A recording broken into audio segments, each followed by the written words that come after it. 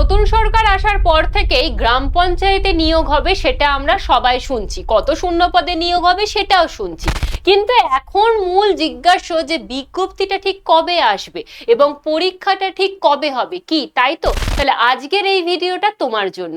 আজকে এই ভিডিওতে আমরা আলোচনা করব অফিসিয়াল বিজ্ঞপ্তি ঠিক কবে বেরোবে, পরীক্ষা কবে হবে, ঠিক কি কি পরিবর্তন হতে পারে, এবং তার থেকেও বড় বিষয়, তোমাদের মনে এখনো অনেক সংশয় রয়েছে যে ঠিক কোন পদের জন্য কম্পিউটার সার্টিফিকেট লাগবে, কোন পদের জন্য শিক্ষাগত যোগ্যতাটা ঠিক কি, এই সমস্ত বিষয়গুলো নিয়েই আলোচনা করব আজকের এই ভিডিওতে। তো চলো শুরু করা যাক। Hello student, welcome to BSSCI competitive YouTube channel. এই চ্যানেলে অনেক অনেক স্বাগত।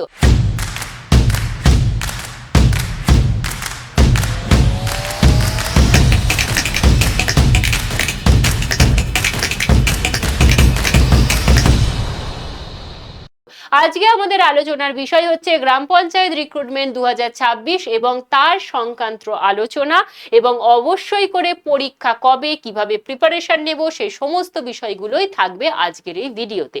তো প্রথম যেটা বলবো সেটা হচ্ছে, তোমরা দেখতে পাচ্ছ একটি নিউজ পেপারের কাটিং, এবং এই কাটিংটা অবশ্যই কর্মসংস্থান পেপারের আজকের কাটিং, যেখানে বলা হচ্ছে ডিসেম্বরের মধ্যে পঞ্চায়েতে 11,000 নিয়োগ প্রক্রিয়া শুরু হবে। এবং এই বিষয়টা আমাদের খোদ মন্ত্রী দিলীপ ঘোষ মহাশয় জানিয়েছেন। এবং পাশাপাশি আরো একটা বিষয় দেখো হাইলাইট করা রয়েছে, যে নিয়োগ হবে এবারে পিএসসির মাধ্যমে। পিএসসির মাধ্যমে নিয়োগ হবে, এটা আমরা অনেকদিন আগে থেকে শুনে আসছি। কিন্তু এই পিএসসির মাধ্যমে নিয়োগ হওয়ার ফলে পরীক্ষায় কি কোনো পরিবর্তন আসবে, প্রশ্নের ধরনের কি কোনো পরিবর্তন আসবে, এই বিষয়গুলো আমাদের জানতে হবে। তো সেই সমস্ত বিষয়গুলোই আলোচনা করব। এবং পাশাপাশি তোমাদেরকে বলে রাখি, এই যে এতদিন দেরি হচ্ছে, সেই দেরি হওয়ার মূল কারণ কিন্তু ছিল ওবিসির জট। ওবিসির জট তোমরা এখন জানো যে পুরোপুরি ক্লিয়ার হয়ে গেছে, এবং সেখান থেকেই বলা হচ্ছে যে যেহেতু এই ডব্লিউবিপিএসসির মাধ্যমে নিয়োগ হবে, তাই কিছু তো নিয়ম জারি করতে হবে। সেই সমস্ত নিয়ম ঠিকঠাক করে ডিসেম্বরের মধ্যে তোমাদের নিয়োগ প্রক্রিয়া শুরু হবে। তাহলে আশা করছি বুঝতে পারছো যে বিজ্ঞপ্তি ঠিক কবে আসতে পারে, তার একটা আভাস তোমরা পাচ্ছ। কিন্তু আদৌ ঠিক কবে আসবে, এক্সাক্ট টাইম ঠিক কি, এবং তারপর পরীক্ষা কি হবে, সেটা জানতে গেলে অবশ্যই এই ভিডিওটা শেষ পর্যন্ত দেখতে হবে। তো চলো এরপরে আমরা দেখবো যেটা শূন্যপদ। শূন্যপদ আমরা জানি 11,000 শূন্যপদে নিয়োগ হবে, এবং এই পঞ্চায়েতের ক্ষেত্রে মূলত 3টে স্তরে নিয়োগ হয়। একটা হচ্ছে গ্রাম পঞ্চায়েত থেকে ভ্যাকেন্সি বেরোয়, পরবর্তী হচ্ছে পঞ্চায়েত সমিতি থেকে ভ্যাকেন্সি বেরোয়, এবং তারপর হচ্ছে জেলা পরিষদ থেকে ভ্যাকেন্সি বেরোয়। এই যে 3টে স্তরে নিয়োগ হয়, এই 3টে স্তর অনুযায়ী কিন্তু বিভিন্ন পদ থাকে, তার বিভিন্ন শিক্ষাগত যোগ্যতা থাকে, বয়সসীমা থাকে। সেই বিষয়গুলোই কিন্তু এবার আলোচনা করব একে একে। পরবর্তী হচ্ছে বয়সসীমা। বয়সসীমা সব পদের ক্ষেত্রেই 18 থেকে 45 বছর থাকবে। এবার যেহেতু বয়সসীমা এবারে 5 বছর বৃদ্ধি করা হয়েছে, তাই এটা 45 বলা হলো। তাহলে এই 45 ধরে ওবিসিরা 3 বছরের ছাড় পাবে, সেক্ষেত্রে 48 বছর বয়স পর্যন্ত ওবিসি প্রার্থীরা বসতে পারবে, এবং এসসি এসটি প্রার্থীরা 50 বছর বয়স পর্যন্ত বসতে পারছে। এরপর আমরা দেখে নেব যে আমাদের শিক্ষাগত যোগ্যতা ঠিক কি, এবং পদ অনুযায়ী অবশ্যই করে। তো প্রথম যেটা বলবো সেটা হচ্ছে পঞ্চায়েত কর্মী। পঞ্চায়েত কর্মী ক্লাস 8 পাস হতে হবে, এবং আপনারা বেতন পাবেন 17,000 থেকে 43,200, এটা আগের নিয়ম অনুযায়ী। এবার এর থেকে জানেন যে অক্টোবর থেকে এর ওপর ডিএ বাড়বে, এবং সপ্তম পে কমিশন যখন আসবে তখন এই বেতন কাঠামো কিন্তু আরো অনেকটা বেড়ে যাবে। এরপরে আমরা দেখব ক্লাস 8 পাসে ঠিক কি কি আপনি পদের জন্য অ্যাপ্লাই করতে পারবেন। গ্রুপ ডি পঞ্চায়েত সমিতি পিওন। তাহলে মোট ক্লাস 8 পাসের জন্য 3টে পদ, একটা হচ্ছে পঞ্চায়েত কর্মী, একটা হচ্ছে গ্রুপ ডি, একটা হচ্ছে পঞ্চায়েত সমিতি পিওন। এই 3টে পদের ক্ষেত্রে কোনো রকম কম্পিউটার সার্টিফিকেটের প্রয়োজন নেই, কম্পিউটার জানার প্রয়োজন নেই। আশা করছি এই বিষয়টা ক্লিয়ার হলো। যদি ক্লিয়ার না হয় অবশ্যই কমেন্ট বক্সে কমেন্ট করবেন। পরবর্তী এবার আমরা যাব মাধ্যমিক স্তরের। মাধ্যমিক স্তরের ক্ষেত্রে প্রথম যেটা সেটা হচ্ছে ক্যাশিয়ার। সেখানে শুধুমাত্র মাধ্যমিক পাস হলেই হবে, মাধ্যমিকের যে আলাদা করে কোনো পার্সেন্টেজ থাকতে হবে এই বিষয়টা নেই, কম্পিউটার না জানলেও আপনি অ্যাপ্লাই করতে পারছেন। পরবর্তী হচ্ছে গ্রাম পঞ্চায়েত সহায়ক, সেটাতে অবশ্যই করে মাধ্যমিকে 50% নাম্বার থাকতে হবে, কিন্তু কম্পিউটার না জানলেও আপনি পঞ্চায়েত সহায়ক পদে অ্যাপ্লাই করতে পারছেন। তাহলে কম্পিউটার যদি আপনি না জানেন তাহলে পঞ্চায়েতের দেখুন এই টোটাল 5টা পদে অ্যাপ্লাই করতে পারছেন। কি কি? পঞ্চায়েত কর্মী, গ্রুপ ডি, পঞ্চায়েত সমিতি পিয়ন, ক্যাশিয়ার এবং গ্রাম পঞ্চায়েত সহায়ক। এই 5টা পদে আপনি কম্পিউটার না জানলেও অ্যাপ্লাই করতে পারছেন। আশা করি এই বিষয়টা আপনাদের কাছে ক্লিয়ার হলো। পরবর্তী এবার আমরা জানবো যে মাধ্যমিক তার সাথে কম্পিউটার জানতে হবে সেই পদগুলো। মাধ্যমিকের সাথে যদি আপনার কম্পিউটারের দক্ষতা থাকে সেই ক্ষেত্রে অ্যাকাউন্ট ক্লার্ক পদে আপনি আবেদন করতে পারবেন এবং সেই ক্ষেত্রে আপনার বেতন কাঠামো যাবে 22,700 থেকে 58,500। পরবর্তী ক্লার্ক কাম টাইপিস্ট, এখানেও মাধ্যমিকের সাথে কম্পিউটার দক্ষতা এবং টাইপিং জানতে হচ্ছে এবং এই ক্ষেত্রেও বেতন কাঠামো থাকছে 22,700 থেকে 58,500। তাহলে মাধ্যমিকের সাথে কম্পিউটার থাকতে হবে। এই রকম দুটো পদ আমরা পেলাম, এক হচ্ছে অ্যাকাউন্ট ক্লার্ক এবং ক্লার্ক কাম টাইপিস্ট। এর পরবর্তী মাধ্যমিকের সাথে আরো কম্পিউটার জানতে হবে সেগুলো হচ্ছে data entry operator, lower division clerk. এই পদগুলোতেও কিন্তু মাধ্যমিকের সাথে টাইপিং জানতে হচ্ছে, কম্পিউটার জানতে হবে। তবে এক্ষেত্রে মাধ্যমিকে যদি 50% নাম্বার না থাকে তাহলেও আবেদন করতে পারবেন। তাহলে মাধ্যমিক যোগ্যতায় আপনি টোটাল কতগুলো পদে অ্যাপ্লাই করতে পারছেন? 1, 2 পেলাম আমরা এখানে। এছাড়াও আপনি এই সমস্ত পদগুলোতেও কিন্তু মাধ্যমিক যোগ্যতায় অ্যাপ্লাই করতে পারছেন যদি আপনার একটু কম্পিউটারটা জানা থাকে। পরবর্তী হচ্ছে আপনার উচ্চ মাধ্যমিক। উচ্চ মাধ্যমিকের সাথে কম্পিউটারের দক্ষতা থাকতে হবে গ্রাম পঞ্চায়েত সেক্রেটারি পদের ক্ষেত্রে এবং স্নাতকের সাথে কম্পিউটারের ডিপ্লোমা ডিগ্রি থাকতে হবে স্টেনোগ্রাফার আর এক্সিকিউটিভ অ্যাসিস্ট্যান্টের ক্ষেত্রে। পরবর্তী স্নাতক কমার্সে থাকতে হবে এবং কম্পিউটারের ডিপ্লোমা থাকতে হবে পঞ্চায়েত সমিতি অ্যাকাউন্ট ক্লার্কে এবং নির্মাণ সহায়ক পদের ক্ষেত্রে আপনার সিভিল ইঞ্জিনিয়ার ডিগ্রি থাকতে হবে। যাদের কাছে কম্পিউটারের সার্টিফিকেট নেই বা কম্পিউটার জানেন না তাদেরকে বলবো আপনারা কোনো একটা 3 মাসের কোর্সে ভর্তি হয়ে যান এবং সার্টিফিকেট সেই সংস্থা থেকে চেয়ে নিন। অবশ্যই তারা দেবেন এবং আপনি অ্যাপ্লাই করে দিতে পারবেন। তবে অবশ্যই যে সংস্থাতে আপনি কম্পিউটারের জন্য শিখতে ভর্তি হবেন, কম্পিউটার ট্রেনিং এর জন্য আপনি ভর্তি হবেন, সেটা যেন গভর্নমেন্ট অন্তর্ভুক্ত হয় সেটা দেখে নেবেন। অর্থাৎ কোনো আপনার কাছাকাছি যে ইউথ সেন্টারগুলো রয়েছে সেই যুব সেন্টারেও কিন্তু আপনি ভর্তি হতে পারেন। আশা করছি এই বিষয়টা আপনাদের কাছে ক্লিয়ার হলো। এরপরে আমরা দেখব যে নির্বাচনটা ঠিক কিভাবে হয়। নির্বাচন এতদিন যেভাবে হতো জেলা ভিত্তিক প্রশ্ন হতো, জেলা ভিত্তিক নিয়োগ হতো, এখন থেকে আর জেলা ভিত্তিক প্রশ্ন বা জেলা ভিত্তিক নিয়োগ হবে না। তাহলে ঠিক কি হবে না, দুটো ধাপে নিয়োগ হবে। একটা হচ্ছে লিখিত পরীক্ষা এবং ইন্টারভিউ। অবশ্যই করে ইন্টারভিউয়ের গুরুত্ব এবারে কমে যাবে। কিছু পদের ক্ষেত্রে স্কিল টেস্ট নেওয়া হবে, যেগুলো কম্পিউটারের দক্ষতা টাইপিং চাওয়া হচ্ছে সেগুলোতে অবশ্যই করে স্কিল টেস্ট নেওয়া হবে। ওএমআর মোডে পরীক্ষা হবে, এমসিকিউ টাইপ প্রশ্ন হবে, প্রশ্নের ভাষা অবশ্যই করে বাংলা এবং ইংরেজিতে হবে। লিখিত পরীক্ষায় পাশ করলে ইন্টারভিউতে ডাকা হবে এবং লিখিত পরীক্ষার ইন্টারভিউয়ের প্রাপ্ত নম্বরের ভিত্তিতে আপনার চূড়ান্ত প্যানেল তৈরি হবে এবং তারপরে আপনার কিন্তু নিয়োগ হচ্ছে। এই হচ্ছে নির্বাচন পদ্ধতি।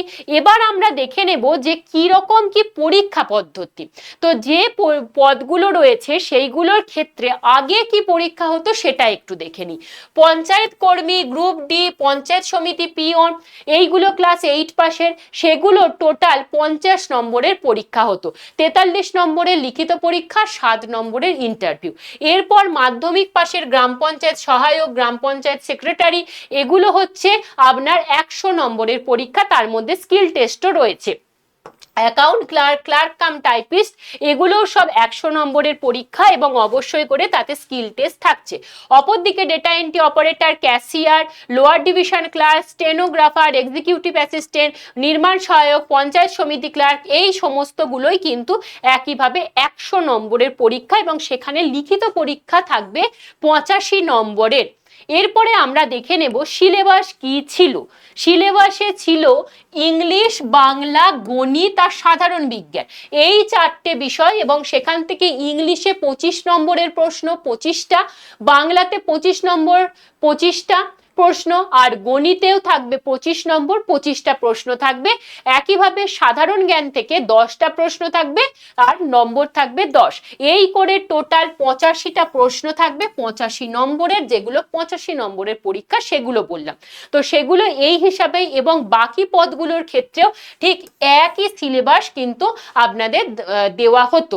এবারে যেহেতু WBPSC পরীক্ষা নেবে, তাহলে ঠিক কি কি পরিবর্তন আসবে। এবারে অবশ্যই করে জেলা ভিত্তিক আলাদা পরীক্ষা হবে না, সমগ্র রাজ্যে একটাই পরীক্ষা হবে। এবার এ থেকে আপনাদের প্রশ্ন আসবে, তাহলে ম্যাডাম একাধিক পদে কি আবেদন করতে পারবো? অবশ্যই একাধিক পদে আবেদন করতে পারবেন, তবে জেলা ভিত্তিক আপনার পরীক্ষা না হলেও নিয়োগটা কিন্তু জেলা ভিত্তিকই হবে, ঠিক যেমন আমাদের WBSSC গ্রুপ সিডির ক্ষেত্রে হয়েছে। পরীক্ষা দেখুন সবাইকার একদিনে হয়েছে, এবং যখন ইন্টারভিউ হবে বা রেজাল্ট বেরোবে বা ভ্যাকেন্সি এসেছে আমাদের, সেগুলো কিন্তু জেলা ওয়াইজ এসেছে, জোন ওয়াইজ এসেছে। ঠিক সেই রকম ভাবে এখানেও ভ্যাকেন্সি আসবে জেলা ভিত্তিক, নিয়োগ হবে জেলা ভিত্তিক, কিন্তু পরীক্ষা হবে একটাই, পরীক্ষা নেবে WBPSC। আশা করছি বোঝা গেল, ক্লিয়ার হলো। যদি ক্লিয়ার না হয় কমেন্ট বক্সে কমেন্ট করবেন। পরবর্তী হচ্ছে মেজর জিনিস, সেটা হচ্ছে সিলেবাস পরিবর্তন। সিলেবাসে এবারে অবশ্যই করে রিজনিং আসবে, রিজনিং বিষয়টি থাকবেই এবারের সিলেবাসে।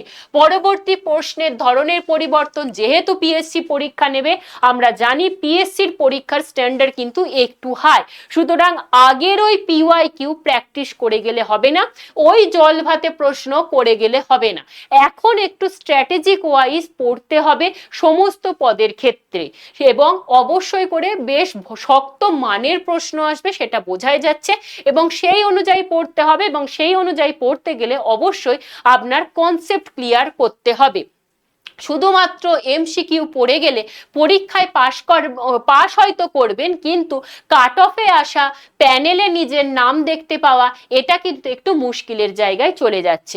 অবশ্যই চিন্তা ভাবনা, আপনার বিচার বুদ্ধি করে আপনি কাজটি করবেন। তো আমার যেটা মত, অবশ্যই প্রশ্নের ধরনের পরিবর্তন, পরীক্ষার ধরনের পরিবর্তন, এবং অবশ্যই করে কনসেপচুয়াল বেসড প্রশ্ন আসবে, কনসেপ্ট ক্লিয়ার করতে হবে।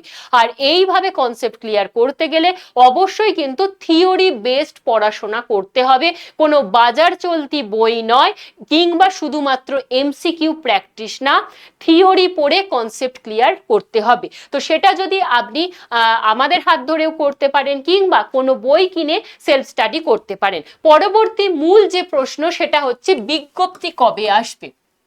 বিজ্ঞপ্তি অবশ্যই করে, যেহেতু ডিসেম্বরের মধ্যে নিয়োগ প্রক্রিয়া শুরু হওয়ার কথা বলা হয়েছে, তাই ঠিক পুজোর পরপর, অর্থাৎ নভেম্বর থেকে ডিসেম্বর, নভেম্বরের শেষ সপ্তাহ থেকে ডিসেম্বরের প্রথম সপ্তাহের মধ্যে বিজ্ঞপ্তি আসার সম্ভাবনা প্রবল, এবং পরীক্ষা হওয়ার সম্ভাবনা অবশ্যই করে ফেব্রুয়ারি থেকে মার্চ মাসের মধ্যে।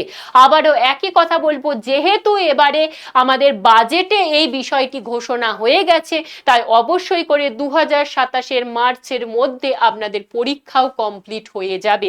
এবং তাহলে হাতে আমরা যদি এই ফেব্রুয়ারিকে ধরে চলি, হাতে মাত্র 6 মাস। এই 6 মাসের মধ্যে আপনাকে কনসেপ্ট ক্লিয়ার করে পড়াশোনা করতে হবে, প্রচুর পরিমাণে প্র্যাকটিস করতে হবে, তবেই আপনি নিজের নাম প্যানেলে দেখতে পাবেন। এবং এইটা যদি আপনি করতে চান আমাদের হাত ধরে, তাহলে আমাদের ব্যাচ রয়েছে পঞ্চায়েত 3.0, সেখানে ভর্তি চলছে, সেই ব্যাচে আপনারা নিজেদের নাম এনরোল করে নিতে পারেন। এবং অবশ্যই করে আমার কুপন কোড YT106 অ্যাপ্লাই করলে পেয়ে যাবেন স্পেশাল ডিসকাউন্ট। এছাড়া যদি আপনারা WBPSC সমস্ত চাকরিগুলোকে একসাথে প্রিপারেশন নিতে চান, সেক্ষেত্রে আমাদের WBPSC ICDS all in one এবং WB গ্রাম পঞ্চায়েতের একটা কম্বাইন্ড ব্যাচ রয়েছে, সেই ব্যাচগুলোতে যুক্ত হন। এবং যারা মহিলারা আমার এই ভিডিওটা দেখছেন, তাদেরকে বলবো, বাড়ির কাছে চাকরি পেতে গেলে অবশ্যই করে ICDS এবং গ্রাম পঞ্চায়েত এই দুটোতে ফোকাস করুন।